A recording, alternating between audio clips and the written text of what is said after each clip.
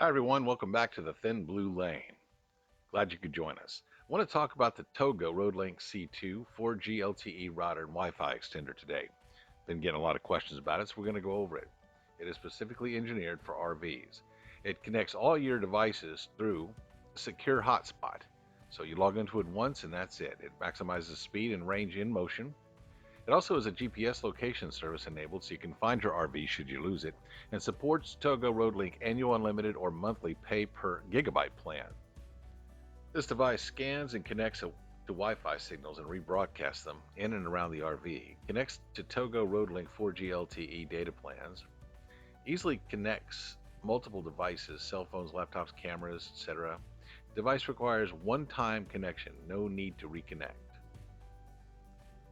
The device has multiple long-range, high-performance omnidirectional Wi-Fi antennas, multiple long-range, high-performance LTE antennas, high-performance multi-antenna router with fully integrated, easy-to-use software for faster connection speeds.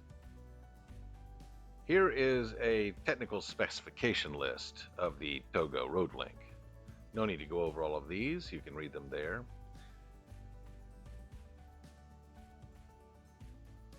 Pretty amazing speed there. Three 2.4 gigahertz amplifiers.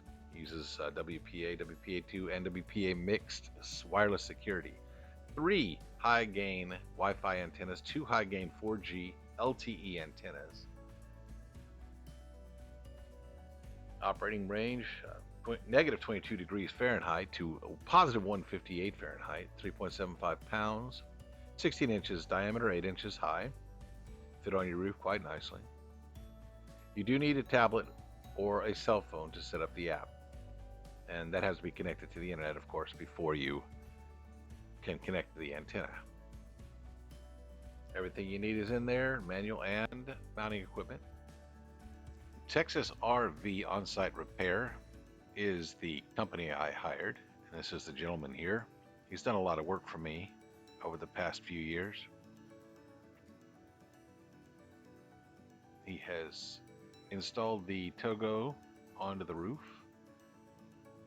run the wired cable through the side of the fan, so there were no holes. It had to go in through the house, through the roof into the house.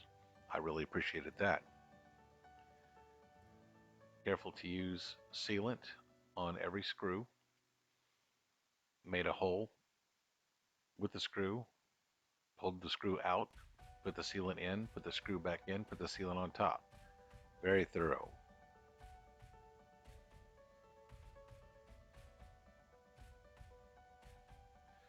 This wraps up the topside install. This sealant is very important. You don't want to leak in your RV.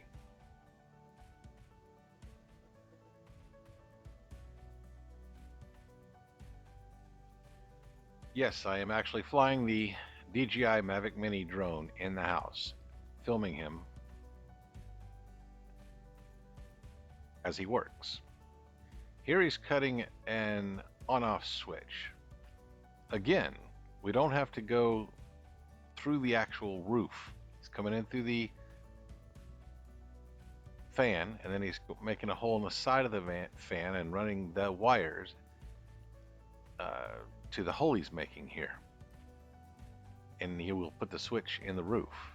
Since we won't be using the switch, it will always be on. It didn't really matter where the switch was, so we put it in the best place we could think of, which is right there. This is where the switch is. That left switch right there says fan on or off. Now, even though the fan is in the on position, it does not spin unless the vent is up. However, that fan is always hot as long as that switch is on. We can turn the switch off, it shuts off the TOGO, but there's really no reason to do that. And there's the final product, also filmed with the DJI Mini Mavic Drone. You'll see links to these products in the comment section below.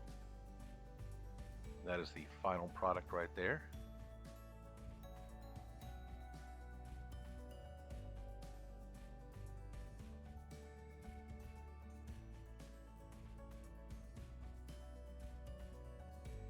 Since the install is complete, it's time to bring the drone down.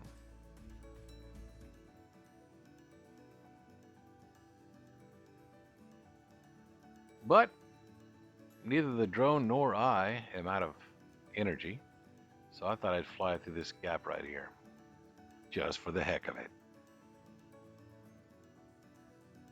The TOGO is incredible, but I'm not going to waste an opportunity to show off the DJI Mavic Mini. Look how smooth that is.